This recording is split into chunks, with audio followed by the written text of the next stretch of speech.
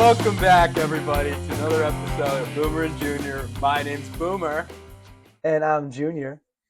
Welcome back, everybody, to yet another weekend where you're catching up with your two best pals. Junior, give me the relay. How was your weekend, pal?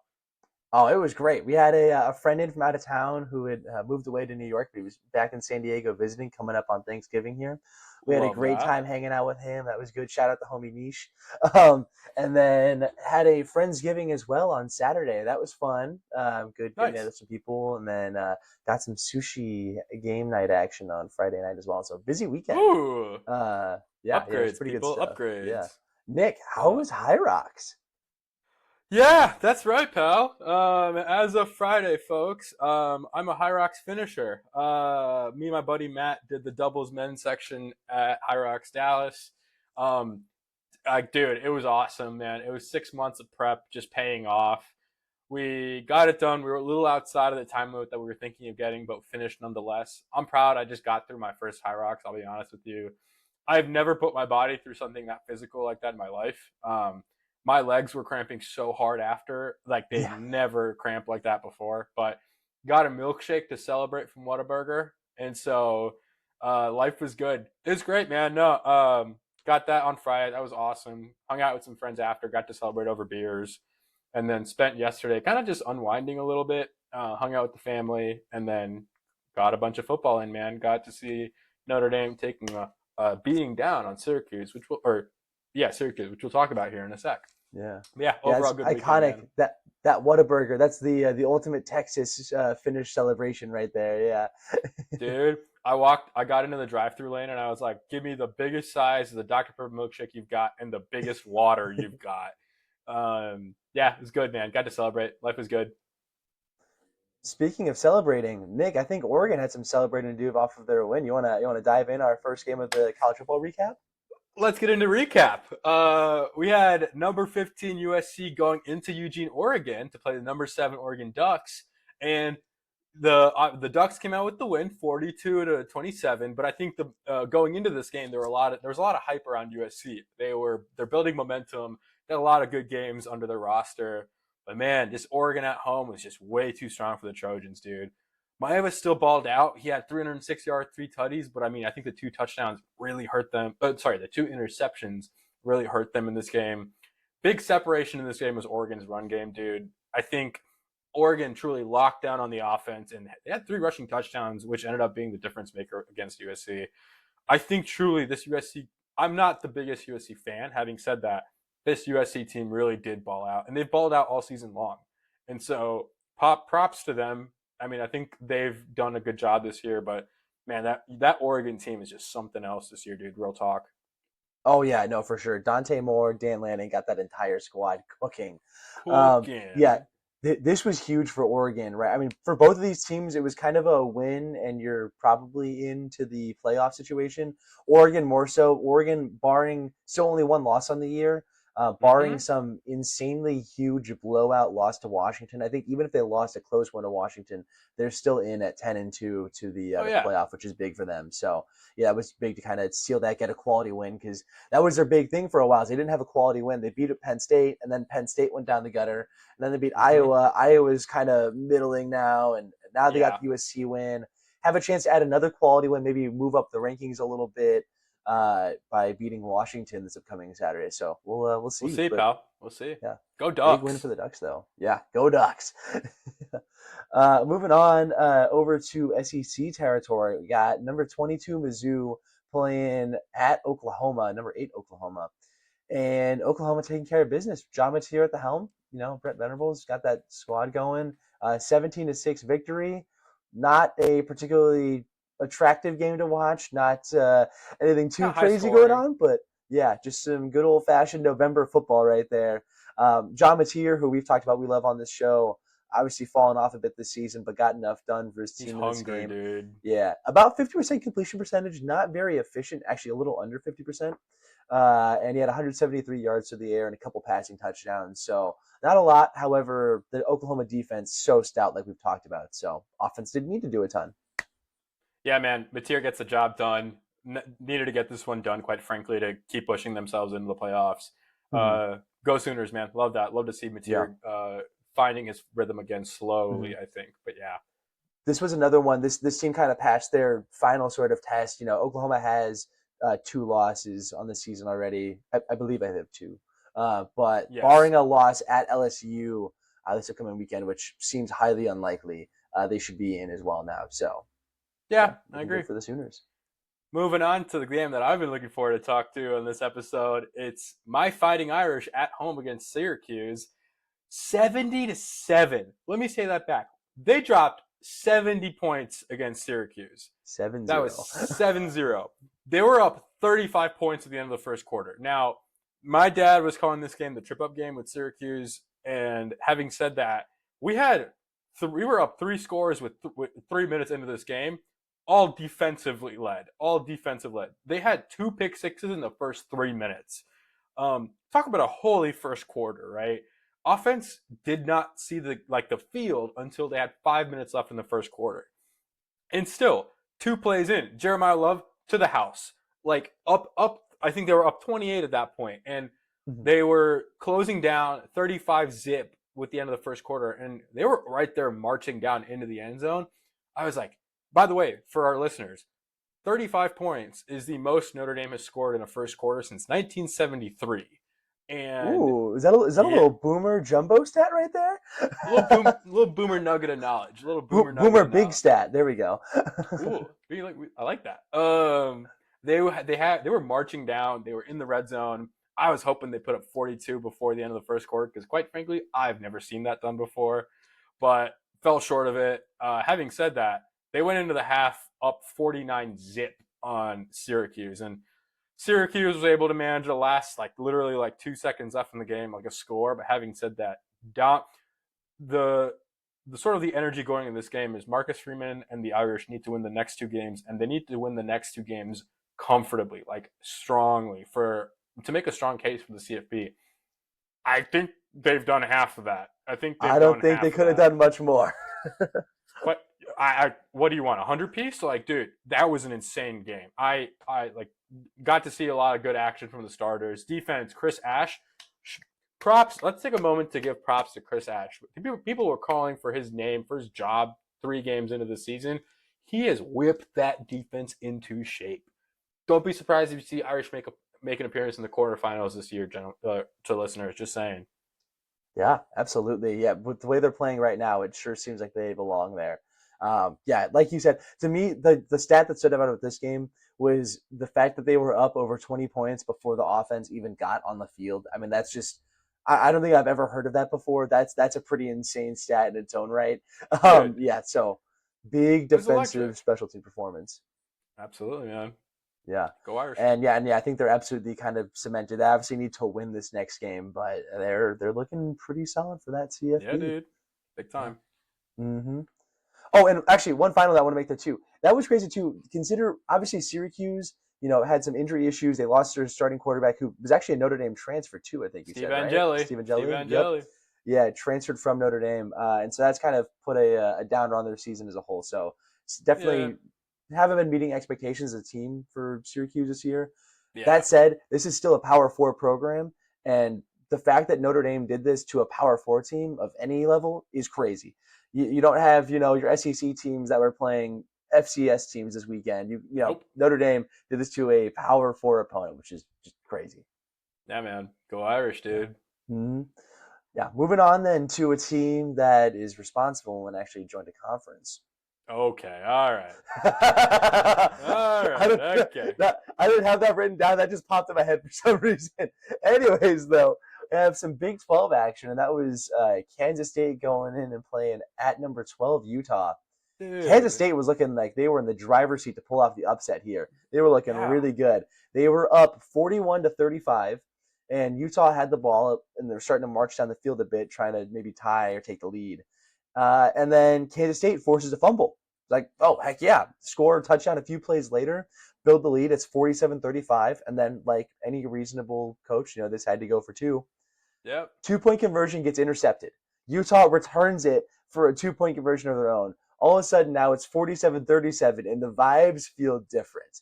Way Something off. about it felt different. And lo and behold, the only points scored left in the game were 2 touchdowns by Utah to get the 51-47 victory. The Utes, Wow, it man. was crazy. Honestly, no crazy particular standouts on the Utah side of the ball in terms of statistics. However, on the Kansas State side of the ball, first of all, 472 rushing yards in the game. I would be curious to know when the last time an FBS team scored or had 472 rushing yards and lost a game. Because usually, if you're dominating in the trenches, you're gonna win. And Yeah. so that was just crazy that they ended up losing. And then on top of that as well, most of those yards came from Joe Jackson, 293 rush yards, 3 rushing touchdowns, and a 19-yard reception as well on top of that. Over Yeah, 300 man. yards of total offense. A great game by the Kansas State running back. Yeah, man. These Utes, they're making a statement that they should be in the playoffs. We've talked about Mm-hmm. them all season long. They've had some dips, but man, offensively, that team you cannot count them out. You I'm can't. pushing for these Utes to make it through. I want to see them in the playoffs because I think they could add some real firepower and shake things up, dude. We really need 2 Big 12 teams in the playoff. I feel like they've genuinely. Texas Tech is going to make it no matter what at this point. Correct. And Correct. I would really hope that either BYU or Utah can punch into. I think it's more likely to be BYU based off of like conference standings and stuff. But Yeah. regardless, it'd be great to see one of them make it in Yeah, man. It's gonna come out of that Big 12 championship, I think. But yeah. for sure. For sure. Moving over into the ACC a little bit, we had Pitt going into Georgia Tech, number 16 Georgia Tech, and hold the phone, winning 42-28. Now, like, I don't think either of us had Pitt winning this game because I thought Georgia Tech at home should win. Haynes King balling, obviously. Mm-hmm. Like, now, granted, here's my note. I think Pitt is a very scrappy team, and specifically their run team. They've been a passing team this entire year, but holy, their run game took off this year, man. Quick note: they had like Pitt's or Georgia Tech marching down towards the end zone. Haynes King inside 10 yards throws a pick six to Braylon Lovelace, who brings it back 100 yards to the house, all the way back, pushes Pittsburgh's lead up higher, man. This thing really shakes up the ACC altogether because you got 4 teams in the ACC that all have 6-2 conference Mm-hmm. standings, and so, dude, Pittsburgh doing the thing, shaking things up in the ACC, holding Georgia Tech at home, huge freaking win, dude. Yeah, we're going to talk about it a little bit more later on, but yeah, there's a chance for a 6-way tie for first place in the ACC in terms of conference standing, which is just crazy. Get to town, Yeah, man. yeah. Like you said, I think we both expected Georgia Tech to win this game, considering it was at Uh-huh. home. I think if it was on the road, this is maybe one to be like, oh yeah, Pitt might be able to win this thing. But 14 points, decided fashion on the road for that Panther squad. Very Oh impressive yeah, victory late in the season. 100%, dude. Yeah. And hey, this is what Pat Narduzzi said. Pat Narduzzi, Pittsburgh head coach, said, "I don't care what happens against Notre Dame. We win our next 2 games and we win the ACC championship game. We're in the playoff." So I was like, "All right," and That's lo and what behold, matters. they're cooking. Yeah. Moving on to our final, just individual game. We'll have a little more recap stuff, but for games though, number 21 Illinois playing at Camp Randall in Madison, Wisconsin, losing to the Badgers 27-10. Ridiculous.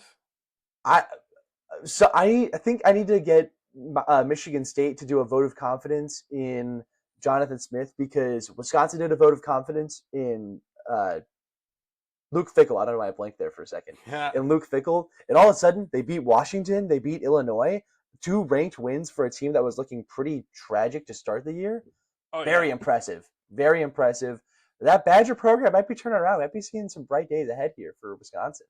I like to think so. I like the Wisconsin Badgers, and I like Luke Fickell. I think he's a good coach.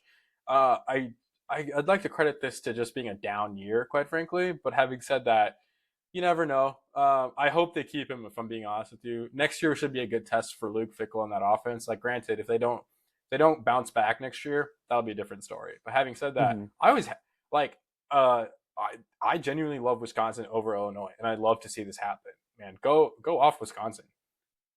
I will not be commenting on Wisconsin wanting them to beat Illinois as I I have know, family pal. members who are quite I tied know, pal. to the U of I.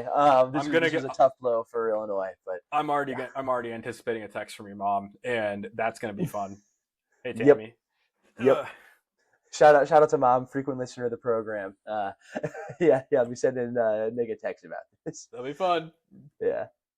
Anyways, yes, like I said, we have a little more recap to do, but not game related. First off, is something that we called last week. Granted, it was rumors that we just kind of reported on, but that was James Franklin taking the head coaching job at Virginia Tech, which is a done deal now. Done So yeah, you got deal. James Franklin. He was welcomed at the team. I think he spoke at a basketball game they had recently, kind of firing everybody up and stuff. I like this. We talked about this last week. I I really love this like this hire. hire. I think this is going to be a mutually beneficial uh, pairing for at least like 4 or 5 years. Yeah, I made a TikTok breaking this down, but I think overall energy that Franklin brings to this program is exactly what Virginia Tech needs. Like you said, don't know if this is going to be Franklin's forever home, but having said that, he's going to be just what they need to turn them around. Mm-hmm. Yeah, he's not really gonna have as much pressure as he did at Penn State, but Mm-mm. I think he's gonna have enough resources to be getting to the playoff. And like we said, this might be a stepping stone for him to go Yeah, to a different job from there. But and I think the Hokies are gonna be a fun team to watch, and I am yeah, gonna start looking for tickets for Virginia Tech home games to go see Enter Sandman live while Virginia Tech is like actually good and ranked. yeah, man. My one last note I'm going to make on this hiring is that I just think he's got the athletic department's backing 120%. And I think that's exactly what he's gonna build off of. If I'm being honest with you, especially with how the last couple of years, I'm gonna say like the last like 4 or 5 years at Penn State for him, just that athletics program and how it was. I'll say a little toxic. It was a little. I will say it was a little unfair towards James Franklin in the last few years, and so having that and not having to stress about that, and having him just being able to focus on football and building that team, that's going to benefit both parties a lot. Yeah. Yeah, I mean, there was a narrative that started with him there, and it was, he took the team from the basement after all the Joe Paterno, Jerry Sandusky scandal and everything, right? And so the team was just, and the program was just absolutely Yeah, battered. And so he yeah. took it from there, and then as a result, he got them built up quickly, which was great, but then he started, not quite winning those, higher level games. So he started developing a reputation of not being able to win the big game, which Mm-hmm. snowballed then, and there was just this massive narrative about him not being able to win the game, which will carry with him somewhat, I'm guessing, to Virginia Tech to some degree. But I think it'll be a fairly clean slate where he's going to be able to get a new start and do some serious good for that Hokie program. Big time, dude. Yeah. And then the other one that's coaching related is about our sweet glorious king Lane Kiffin. That man is gone. That's a done deal. He's announced he'll Ooh. be announcing his plans about his future after the Egg Bowl, which is their annual rivalry matchup against Mississippi State. There's been flights that have left from Oxford, Mississippi, where University of Mississippi is, Yep. to both Baton Rouge and to Gainesville. He's shopping around. There's been a lot of reports about offers from LSU for making him the highest paid coach in college football, as well as like a crazy pool of like NIL money and assistant money and everything like that. So Yep. I would expect him to take the LSU job, but $90 million, Zachary. $90 million yeah, is the offered contract. Like yeah. For how many unfreaking years that was it? real. Was it like 6 years? Yeah, I think it was 6 years. So yeah, In so 15 mil a year is just crazy, talk about the crazy. money alone, dude. Yeah, Jeez, man. Oh yeah. my gosh. Yeah. I'm really bummed about this. Dude, I don't know. Ole Miss is not in the top tier of contenders for the Natty this year, but I think they have Mm. a chance though. I would not write them off of being able Ooh. to win the national championship. And so Okay. it kind of ticks me off that he's probably going to be leaving the team, and like the team's Got going a to be good kind of in point. shambles then all of a sudden, and like they have a chance to do something really awesome, and he's just not going to be there for it. And It's I tough to see understand that's it. how it works. It's just an unfortunate situation. Yeah, I agree. It is what it is. I agree though. I think he's built that program up incredibly, Mm-hmm. and to walk away from something good to hopefully get something better is a risk that he's going to take. It's a risk that he's going to take. Oh, Brian got Kelly gears to Ole moving. Miss. Nah, I don't think so. I think Ole Miss truly is not. They're gonna. I think any I think top tier program is gonna want to dodge that bullet. Quite frankly, like the That's fair. accus That's fair. we at this point it's loud and clear that he has a very toxic backroom mentality. Mm-hmm. Like no, none of his players truly enjoy being around him because of how bad he treats them, and also just the overall athletics department. I will be shocked, man, genuinely, to see if he lands like where he lands next, Yeah, because I I would think he'll be able to get like a group of 5 job at I least. agree. I But agree. if you're a 100%. Power 4 program, I don't want to touch him. Exactly. Like Yeah, he is damaged goods at this point, quite frankly. And yeah, so I would be very careful about approaching the Brian Kelly sort of like bombshell, quite frankly. yeah. Yeah, man. We'll see. Yeah, he's definitely gonna get scooped up by somebody in some capacity. So we'll see what he ends up working with. Yeah, But we'll see, man. yeah. Anyways, moving on. Then we'll have our next segment here, our Boomer's bold takes. So Boomer, go ahead and hit us with it. What's your bold take here going into rivalry weekend? Okay, I think for the first time in a couple of weeks, I actually have a bold take, and All right. my bold take is I think Pittsburgh is going to break through and actually take the ACC. I think they're going to take it. They're playing really good football towards the end of the season. They've got one more game against Miami, but I think they're home next week, which is huge. And Miami on the road has been really shaky. So if they play their football that they played obviously on the road against Georgia Tech, they are going to win that game. Having said that, and also to comment on the ACC and happenings in that world, current like a team that's up there is Georgia Tech. They're playing Georgia on the road next week. That is no small feat, and I don't expect them to win. Quite frankly, they will need a miracle. They will need a Haynes King like quite frankly like legacy game to pull this off. If they do, I don't think they can against that Georgia team. Honestly, I will say Georgia Tech does tend to punch above their weight class though when they play Georgia. I think that's gonna be a fun agree. one. I agree. I think Georgia is gonna get the win, but I think that'll be a really fun one to watch. I totally agree. But Yeah. having said that, with all the matchups left, Pittsburgh could totally sneak into the ACC championship, Hmm. and I could see them taking the ACC if they're playing their ball. If they're playing their best ball, I wouldn't have said this 2 weeks ago. Genuinely, would not have said this 2 weeks ago. But man, things like how the turntables, and so Boomers will take this week. I think Pittsburgh is going to take the ACC. Yeah, yeah, we'll see. All right, man.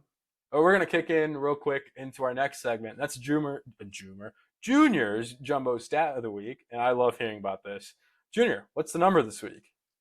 I had a couple that I was looking at potentially, but with it being rivalry weekend, I want to do something that was rivalry focused. And why not pick the biggest, baddest rivalry in all of sports Yeah, dude. worldwide? My statement Okay. right there. That's Ohio Okay. State Michigan football right there. 2,185. That number is the as of recording, which is today, Sunday, November 23rd. Number of days since Ohio State last beat Michigan in football. That was November 30th, 2019. Oof. That is Wow, ugly. That crazy, is ugly. Given they were in the absolutely Natty last insane. year. Yeah. So some key caveats there. 2020 they didn't play because Michigan had a COVID outbreak and didn't end up having the matchup against Ohio State. There was I don't remember what the specifics were, but I remember there was a lot of speculation I about remember that, about this. I how remember legit this. that was or not, and they would have gotten absolutely embarrassed that year. And then, yeah, somehow, well, actually, no, not somehow. It's because Michigan was cheating in 2021, 2022, and 2023. Had Ohio State's number and playbook, apparently. So got some wins there that should have been vacated, but the NCAA has its special little boys that it likes to favor. Anyways, get into that wasn't intentional. I'm getting on a whole separate rant there, So good. but yeah, and then 2024, hard-earned actual victory. I'll give that to him in Ohio Stadium of all places too, Dude. beating Especially Ohio with the State. Michigan So team that Michigan team did not look yeah, good. yeah, no, they were not a great squad by any means, I and think they gave Ohio State their first loss that year. Truly, I think their I only think loss so. that I think it year. was their only loss. Yeah, because they ended up Yeah, winning the Natty. I think yeah, only loss all year. Yeah, it's crazy. And ridiculous. didn't and it was funny too because it actually Ohio State looked so great and won the Natty, but they didn't even play in the Big Ten championship because they got bounced from it because of Michigan. So Penn State and Oregon Oregon, played it, which is so crazy. Yeah. dude, I think they won like 13-10 in Columbus. It was an ugly Hmm. game for Ohio State, but Yeah. man, Michigan did something there. Yeah. So we'll see. I'll be sharing my thoughts on that game a little bit later on here, but that's going to be a great one as always. Yeah, man. On that note, we're gonna move on into our next segment, which is playoff impact games of the week. Zach, I'm gonna let you take ACC, man. We got a lot going on. All right, everybody. I want you to take your seatbelts, buckle Strap in. in. The ACC has one of the craziest chaos scenarios possible. I was starting to talk about it a little bit. There's a potential for a six-way tie for first place of teams all Dude. being at 6-2. in conference play, which is crazy and unprecedented. Also indicative of conferences being too large. Shrink them back down, 10 or 12 teams.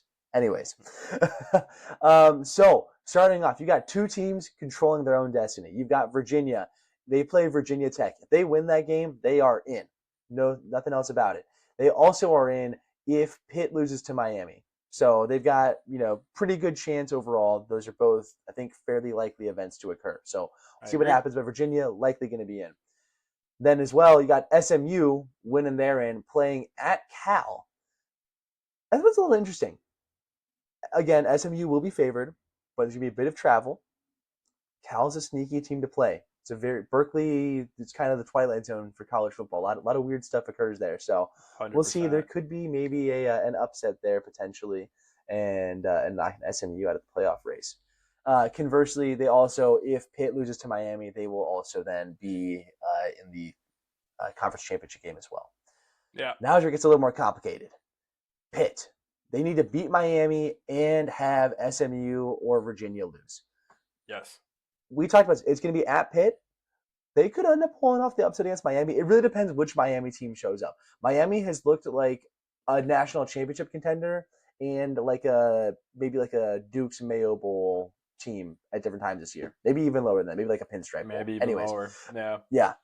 We'll see which Miami team shows up. I think that they're going to be rallying and playing at the top of their game with a playoff bid on the line.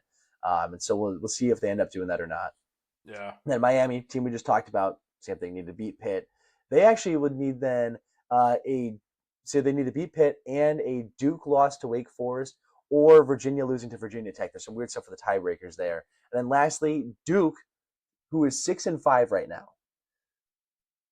has a chance to potentially make the college football playoff as a currently 6-5 team. They need to win this week, beat Wake Forest, and they need Pitt to lose to Miami and SMU to lose to Cal. Crazy barrage of stuff. It's nuts. So we'll see what happens. That was a lot of numbers, or not numbers, but details, team names, stuff like that. Yeah. But Virginia, SMU, when you're in, other teams need to win their games and hope for other teams to lose in front of them. Yeah. Ooh, catch your breath there, Zach, because holy crap, that was hard to follow.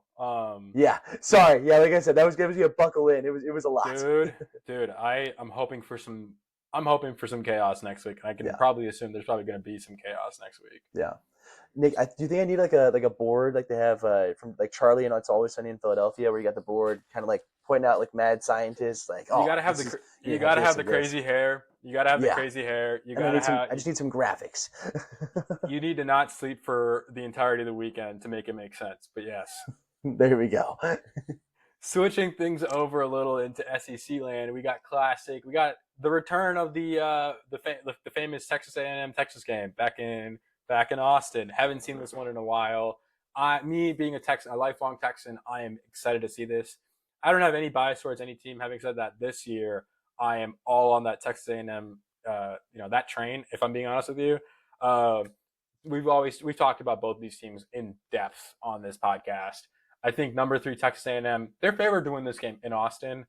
I think they're going to take it genuinely. I don't think anything is going to stop them unless Arch has like a legacy game. Quite frankly, even then, defense on Texas has not been consistent all year long. They've been so shaky. And flipping back over the offense real quick, that O-line has been just horrible to watch. I think Texas A&M takes this one, man. I'm going to be excited. I'm going to be watching this game without a doubt. Yeah, this is going to be a great matchup for sure. I agree. I think I'm going to give the edge to A&M, but rivalry weekend, crazy stuff happens. So we'll see what the outcome is. Gig 'em eggs. Yeah. Gig 'em. One's down. Anyways, then, for our final 2 games, we were going to Big Ten territory. First one, game I talked about earlier, the game, and that's number 1 Ohio State at number 18 Michigan in the Big House. Like I talked about earlier, it's been over 2,000 days since Ohio State has last beat Michigan in football. I don't know what it is. Well, I guess it's the fact that they've been just steamrolling everyone they've played all year, but I think Ohio State is going to seriously take care of business here. This is the one, like last year, previous years, Michigan had actually been like good. And again, it was due to cheating, but they also had really good rosters, well coached, everything along those lines. It was understandable and conceivable that they would lose. Yeah. That Ohio State would lose. That is. Last year, I think Ohio State expected to win because of how great they played all season, and just did not take Michigan. I mean, you Seriously. take a rivalry game seriously, but they didn't take it clearly seriously enough because that team should have beat them as the obviously eventual national champions. Yeah. With that sour taste in mind from last year, I think Ohio State is going to just put Michigan in the dirt. Bryce Dude. Underwood has true freshman season. He's going to get exposed. I think Ohio State's offense is going to move the ball pretty well on Michigan's defense, and I wouldn't be surprised if Michigan's in single digits point wise. I think that's a fair take, dude. I know a lot of OSU fans that are quite frankly like, yeah, we won the national championship last year, but it doesn't mean as much because we didn't beat Michigan. And that's the general sentiment behind the team. I can't think of a more fired up man than Ryan Day is going to be next weekend, quite frankly, to get his revenge or get his Stateman Michigan win. I wouldn't be surprised if he absolutely puts him in the dirt next week, man. Yeah.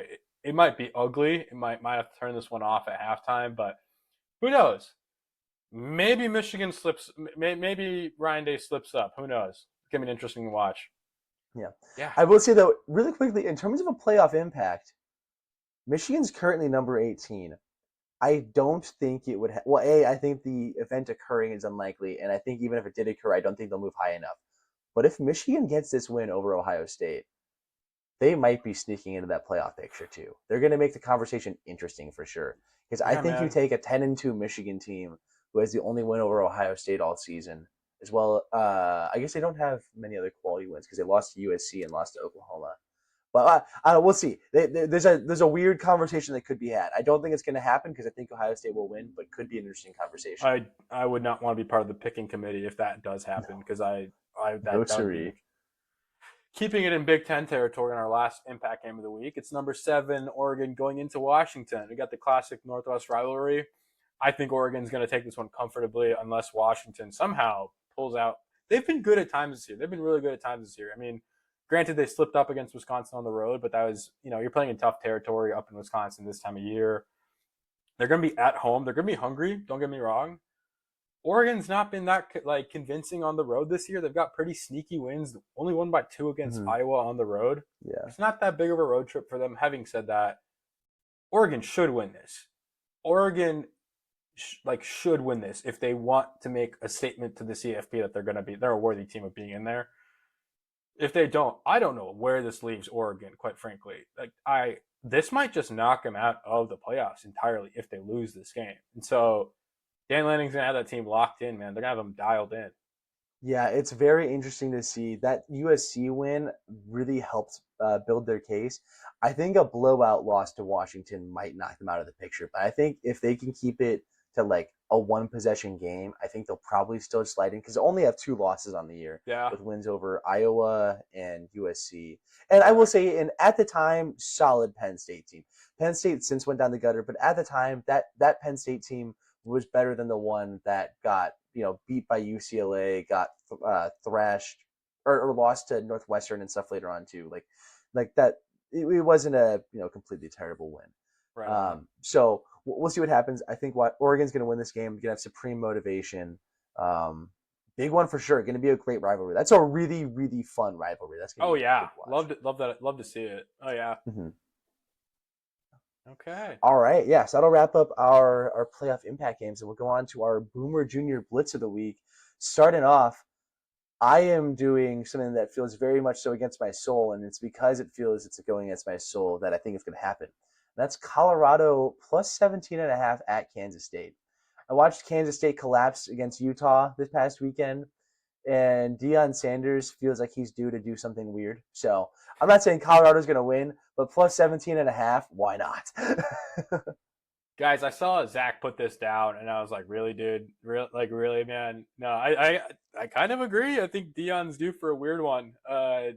Having said that, I'm gonna be pulling for Kansas State because I'm not on that prime train. But having said that, I respect it. Yeah, my first pick for Blitz this week is the Navy-Memphis game. Closing this one out, both of these teams have been interesting this year. Navy, Memphis, kind of. They've been decent. Decent at times in the MAC conference. Losing the big games Obviously down the road. I'm going for Navy plus 5.5 on this one. I actually think they're going to come out and win, maybe by a score, maybe touchdown and a half. But yeah, I'm riding with Navy on this one, dude. Yeah. These are two teams that have been fighting near the top of that American Conference for a while. This will be a really fun one to watch. I don't know. The American Conference, as soon as I think I got it figured out who's going to be like representing them in the playoffs, they get maybe two teams in. Weird stuff happens, and the entire thing discombobulates. So I'm Dude, not even going to try to predict that one, but I think that's going to be a fun one to watch for sure, though. wacky stuff. Yeah. Moving on, we got a little ACC SEC crossover action. We got Clemson playing at South Carolina. Clemson's turned it around a bit this year. They had a very rough start, but Clemson has turned it around a bit. I think Dabo Swinney's kind of steadied the ship a little bit. Yeah, Or South Carolina favored by 2.5 at home. I love Lenore Sellers. I watched that Texas A&M game they had a couple weeks ago. They did lose that game, to be fair. However, they looked like a stellar squad though in that first half. I think they're gonna work some magic. I think that South Carolina's got the win by 3 points or more in that matchup. yeah, man. Lenore Seller's been back on his game. He's been balling out, dude, for South Carolina. I wouldn't be surprised if they pull this one off and honestly end Clemson's mediocre season this year. Wouldn't be shocked if that happened. Yeah, moving on, moving into the ACC action. On my notes here, I've got Miami with the 6.5 favorites. I'm calling an audible here and flipping that over into Pitt to win this one, dude. They're at home. They just beat Georgia Tech on the road. They are going to be fired to build on that momentum, dude. I want to see the Panthers win this one. I would love nothing more than for them to shut the door on Carson Beck. Really, like put him in the dirt, make a statement that money isn't truly the way to win through college football these days. I would love nothing more. I'm going to be watching this game real close and really rooting for the Panthers on this one, dude. Plus 6.5. Let's go, Pittsburgh. Yeah, I mean, I think if you want to look at weather impacts and things like that and travel and everything, I think this is going to be the one that's the most impactful of the weekend. You got Miami coming up from, sunny southern Florida playing at Pitt. I mean, the travel not being, at home and stuff, as well as, seriously changing climates in this late November game. This could be a major factor and could lead to Pitt covering, if not winning. Yeah, we'll see. Absolutely, dude. And then for my final pick, I alluded to this earlier, but I'm taking Ohio State minus 10.5 at Michigan. I'm calling it 20 or more. I think that Ohio State is Oof. going to just seriously lay it on thick and not stop laying it on. They've been getting so much yapping from Michigan fans for the past 2,185 days.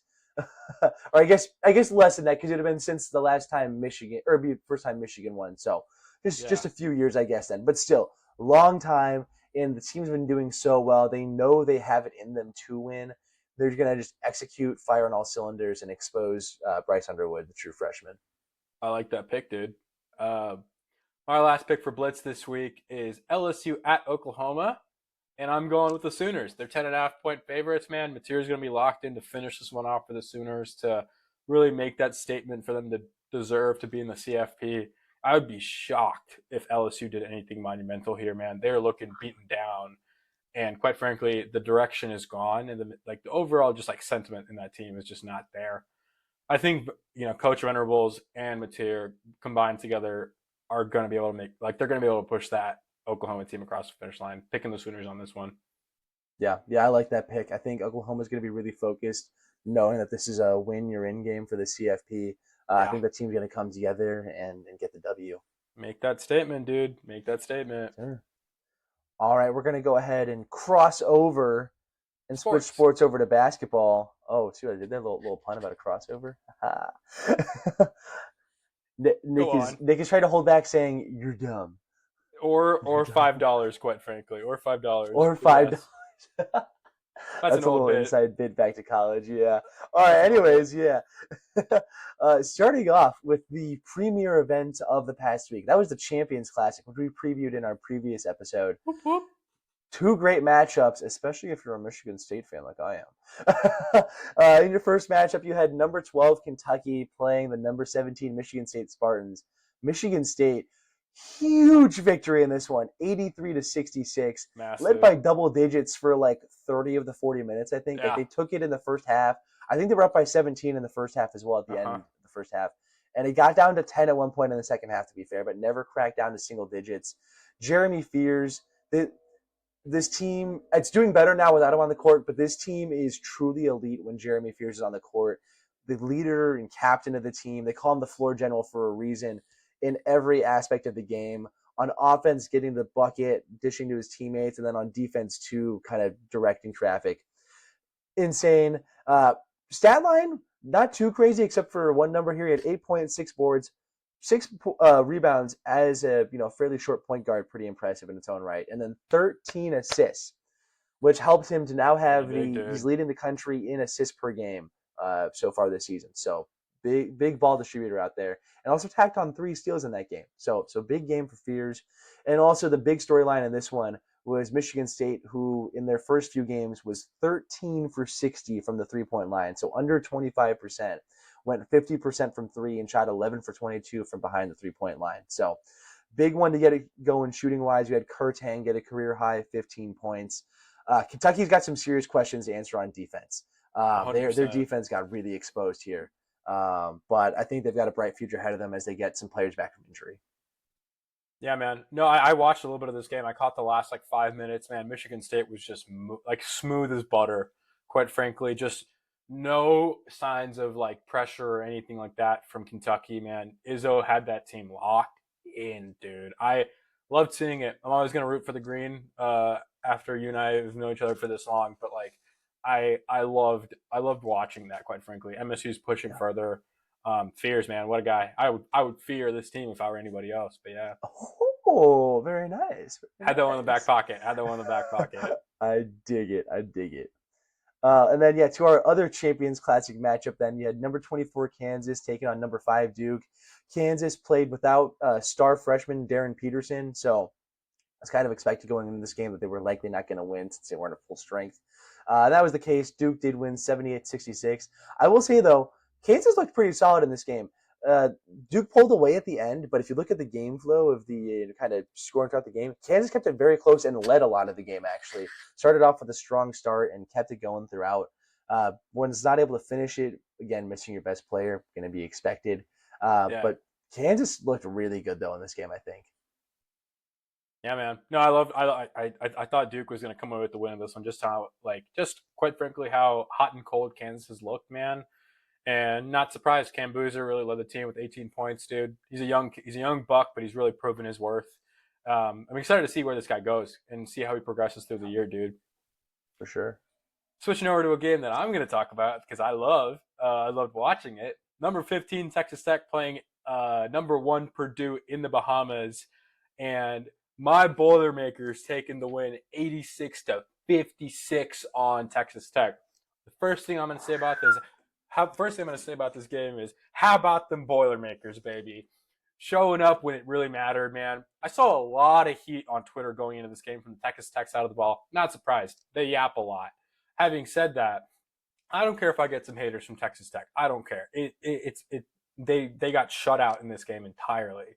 A big thing that I really loved, and I can't believe I'm talking about it this soon after last week, is Oscar Clough, big man Oscar Clough. I talked about him last week. I said I wonder where, like, if he's going to grow into the role. He stepped up when it mattered. 15 boards, dude. Get out of here, Woo-hoo. bro. Like, I'm so glad Paint has this team cooking. Big one to shout out in this game that I put a lot of pressure on this guy, but Fletcher Lawyer putting it down when it matters, dude, showing that he can ball outside of Mackey Arena. I'm praying to God this man carries this over through the rest of the year, especially as we get into Big Ten play. How about them Boilermakers, man? Proving their worth, proving that they are in fact legit this year. Let's freaking go. Yeah, this was a huge win for Purdue.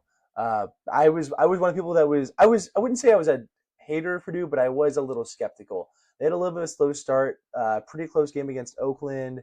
Didn't beat Edwardsville by as much as you'd expect to start the year, but then they got that road win at Alabama, and I was like, okay, yeah, no, they're Huge. looking good. And then they eviscerate Texas Tech on a neutral court, and yeah, they're seeming pretty locked in. A couple other notes here. Texas Tech, serious concerns now, losing to Purdue, losing to Illinois. Almost lost to Wake Forest as well in this event in the Bahamas. Yeah, dude. Yeah, so watch out. Red Raiders with JT Toppin and company, not looking so hot. Not Also, I want to good. comment too on the conditions of the Baha Mar Hoops Invitational. I'm so glad you The brought this up. Oh my Yeah, god. yeah, no. So the Purdue Memphis game was the one I was watching and noticed it. There were like in 2 minutes, there were two possessions that were decided like there were turnovers because players slipped because of what was going on the court, and that's just Yeah. inexcusable. You can get hurt. You can lose players. These were Yeah. nasty falls. Like these were nasty. Hmm. Like Braden Smith, damn near like, oh man, he got took out just because of the floor, dude, and that led to Hmm. a backcourt violation for some reason. And so Yeah. like, yeah, we were commenting about this in the group chat, but like, really, like, why are we playing games on courts that are not meant to be played on for teams as big as Purdue and Memphis at the time? But yeah, Yeah, I think the big thing is it's something related to like maybe humidity of the air and like things like that going on. Same thing happens sometimes at the Maui Invitational with Chaminade. That's a non-AC venue, so stuff happens a little bit with that with the sweat and stuff. But they've managed to get stuff fairly well taken care of there. It was seriously bad in it was these games in ugly, the Bahamas. So hopefully they get that figured out for future years because that was dude. yeah, I was talking about it from just detrimental in terms of like the game outcome being affected, but you're right. That's even more important. Player safety, like that's Player just safety, crazy. That dude. just you shouldn't be having non-contact injuries like that. Well, it is a contact injury. It's just wiping out on the floor. That shouldn't be part of prep at all for teams. And like Not at all. the fact that I'm just glad people didn't get hurt genuinely because Yeah. there were some nasty falls. Hmm. Um, Bahamas, fix your shit. What the heck? Like Yeah. fix your stuff. Yeah. That's all I gotta For say. sure. Yeah. Moving on to a different game that was a lot less exotic in a land called Arkansas. Arkansas, Or Arkansas, depending where you're from. had Arkansas. Win we had notorious mid-major Winthrop taken on and given the business to number 21 Arkansas. Arkansas did win, but it was 84 to 83, and Winthrop did have a chance to win this game at the end. There's some concerns here for Calipari's squad, almost losing this game. Lost obviously at Michigan State earlier this year. They got some stuff to figure out. They've got some Dude. injury issues and stuff too of their own that they're getting through. Um, but yeah, some issues. Also, I wanted to shout out and say free Nick Pringle. Nick Pringle, Arkansas big man. Towards the end of the game, a Winthrop player. So Winthrop made a basket, and Nick Pringle is like underneath the basket as if he's about to get a rebound. He starts turning back to go down court, getting ready for offense. Winthrop player grabs the ball behind, like imagine me, I'm sticking out right here. Nick Pringle is between my hands and like my torso. Yeah, dude. Reached out, grabs right there, and then he head like kind of like headlocks and throws Pringle to the ground. I saw this. I It saw was this. it was kind of he did trip a little bit over a player behind him, but it looked more than just like an accident. It looked like he maybe saw an opportunity to try to do something, and it was rough. And there's just no place in the game for that. That was awful. No, I saw this. That was ugly, dude. Like, what are we doing? Yeah, Player yeah, safety coming Nick. back to that too. Yeah, I wanted to say free Nick Pringle because he was catching some heat online because he did get a little physical with the guy afterwards. However, understandable based off the circumstances. You They did can't both throw a get guy technical down. fouls, which is fair again based off the reaction to and everything. But yeah, just wanted to clear the name a little bit of maybe not saying he's exempt of everything, but if you look at the whole picture, it was I would say he was less in the wrong. Can we talk about how cool his name is for like 2 seconds? Like Nick Pringle. Like Nick that Pringle, sounds yeah, like a that's pretty cartoon electric. character's name, but also like that is the coolest thing. That dude should have an NIL deal with Pringles to get free tips for the rest of his life, dude. I'm so jealous. He's not gonna do that if he messes up his brand image, but That, yeah, he should that's definitely get fair. on Yeah, that. man. Switching games up a little bit, we talked about this in the CBB preview last week, but it was Alabama going into Illinois, and I think we both picked Illinois to win this game just because of the home advantage. Alabama going on the road to win 90 to 86. High scoring game, don't get me wrong, but Alabama just coming into Illinois against a ranked and pretty good looking Illinois team and taking the win. Talk about a statement bounce back after losing to Purdue, dude. LeBaron Fillon Jr., dude, literally like he's been the guy for Alabama this year. 24 points for the team on the night. I mean, dude, that's not an easy environment to win any basketball game. Like this early on, it shows that Alabama is legit.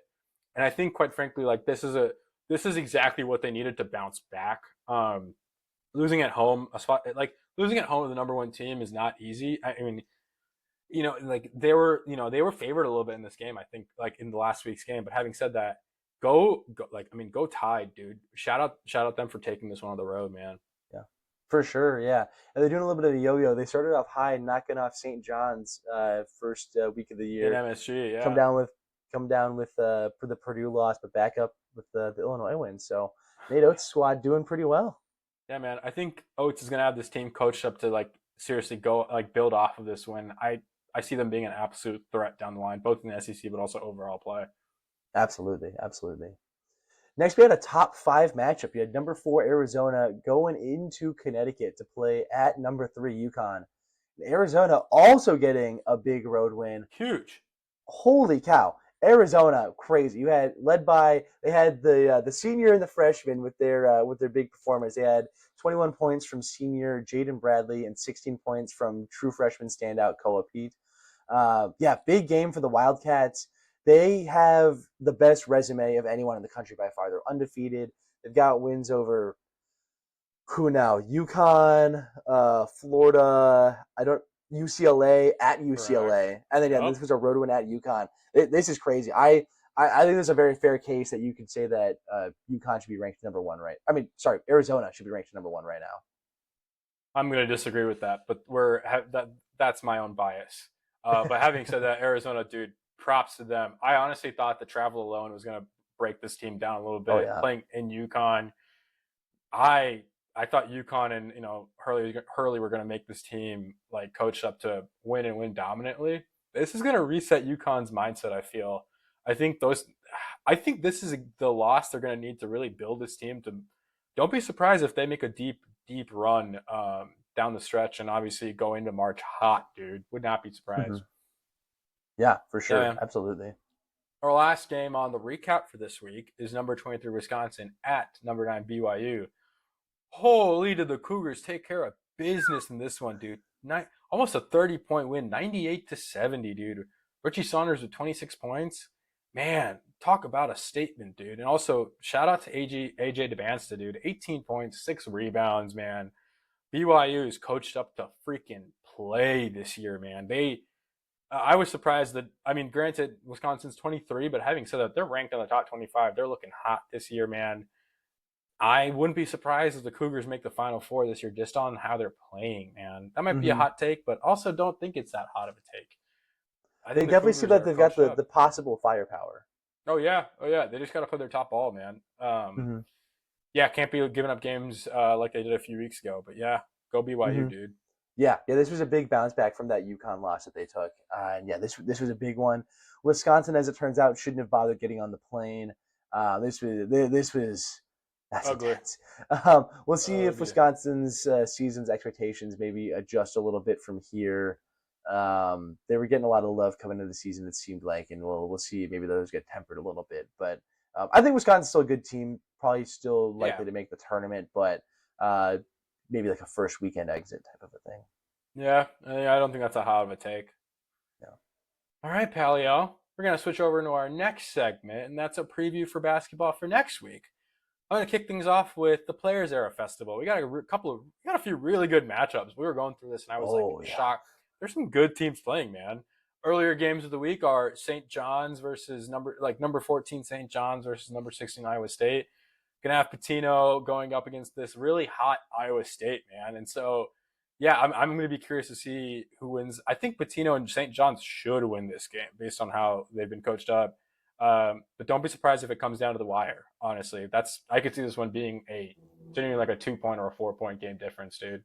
Mm-hmm. Our next game, at least in the players era, is number 13 Gonzaga versus number 11 Alabama. We just talked about this team in recap. Bama's hot. Bama's hot. Bama's looking to keep building on this. And Gonzaga, I think they're still going to try to come up to the level that we've been expecting of the Zags these past few years, man. But oh well, we'll see. The later half of the week for players era has Auburn, and I'm losing the team they're playing, but it was actually Michigan, number 7 Michigan. Michigan's looking good in the Big Ten this year, man, or at least in the games they played this far. number 22, Auburn's looking a little shaky, man. They got to switch up in head coaches this year. Don't know what the vibe is on this team just yet. Michigan The should vibe take is this. nepotism. The vibe is nepotism. I think that's a good way to put it. And Michigan, obviously, the way I'm going to put this, they're going to do the thing they always do. They start the year hot and they're going to crumble. So I wouldn't be surprised if they win this game, how shaky Auburn is, but don't be surprised if Michigan starts to crumble down the road in the Big Ten. Mm-hmm. And the last game to look forward to in Players Era that I'm going to be taking a look at is number 20 Tennessee versus number 2 Houston. You got the Cougars playing the Vols, man. Tennessee obviously going to look to keep up the momentum from last year, and Houston, obviously making it all the way last year, going to want to build on top of that. I don't know who I'm going to pick with this one, dude. I could see Tennessee actually sneaking through, maybe even keeping it close with Houston. Don't know, man. Houston could actually come out. It could make it a statement win for them, but we'll see. Yeah, like you said, a lot of great matchups. I am a little bummed. I am a traditionalist, and perhaps I'm not willing to accept change. The Maui Invitational slate, for example, was one that is Yeah. suffering a bit as a result of some of the high caliber teams going to the Players Era tournament. I think Maui will still be fun. You've got some teams like Seton Hall. I think NC State's a fun team to watch. I believe they're in the Maui Dude. Invitational. We have some good matchups there, but yeah, Players Era really seems like the event of Feast Week this year. I love it, dude. Things I love Yeah. to see. A little bit of a different event, though, a little slightly more of like a one-off activity. Fort Myers Invitational got North Carolina, Michigan State, East Carolina, and whoever North Carolina is playing in their first game. I didn't check that. But yeah, you'll have a couple of matchups that are a little bit more foregone conclusions happening on Tuesday. And then on Thursday, you got a great matchup. I would argue, Blue Bloods. Number 18, North Carolina versus number 17, Michigan State. That should be a great matchup, seeing North Carolina's Caleb Wilson match up against another really good squad. He faced Kansas earlier this year. Let's see how he fares against Michigan State's big men down low. I think this is going to be a really fun matchup. I also think Michigan State has a good chance of winning this. So that has me happy. Yeah, but it's going to be a hard-fought game, though, either way. This is not going to be an easily won affair for either team. yeah, man. I'm looking forward to this one. It's gonna be some sunny Florida football or basketball action for both these teams. I'm rooting for Michigan State in this one, but that's because historically I don't root for North Carolina. But yeah, love it. We're gonna switch things up. We're gonna head over to the Big Apple, where we got number 3 UConn playing the number 8 Fighting Illini. We're heading to where the Big Apple. We're heading to New York. We're gonna work on Zach's jungle. We're gonna work on Zach's singing here, folks, for the next pod. But yeah, man, I think two great teams, both coming off of losses that they're gonna want to bounce back from. Especially, I think, man, both of these teams are coming off of losses where they should have won, quite frankly, and so I could see both these teams being coached up to absolutely go all lights out action next week. Man, I don't know who's going to come out in top. On paper, it should be UConn, but Illinois has been a fighting, scrappy team, dude. Especially with those big Eastern European men they've got on that roster.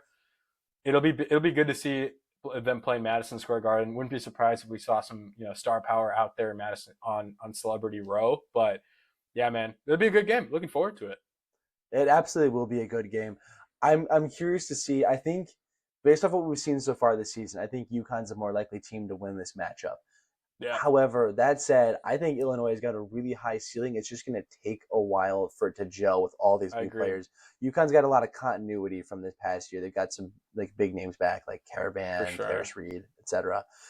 Illinois got a lot of new names, and so just they've already done some stuff. They beat Texas Tech. That was a good win early on. Yeah. They're just going to continue to gel though to try to knock off the top 5 team here. So we'll see. I think it'll be a fun matchup, but like you said, lots of talent both ways. Lots of talent. And with that brings us to the end of our final segment. So we'll go ahead and let you all go. But thank you very much for joining us. As always, appreciate it. Make sure, as always, like, subscribe, rate, review, follow, all that jazz down below, YouTube, Spotify. Appreciate you all listening. We have a great time with this, and we hope that you enjoy it. As always, if you have any questions or feedback, make sure to email us at officialboomerandjunior@gmail.com. Yeah. And make sure to hit us up on our social media. We got Instagram, TikTok, the YouTube Shorts, post a little bit on Facebook too when we're getting our videos up and stuff. So make sure you check those out for some fun bonus content. Yeah. Thanks, everybody. We'll see you guys next week. and enjoy your Thanksgiving and feast. Happy Thanksgiving, everybody.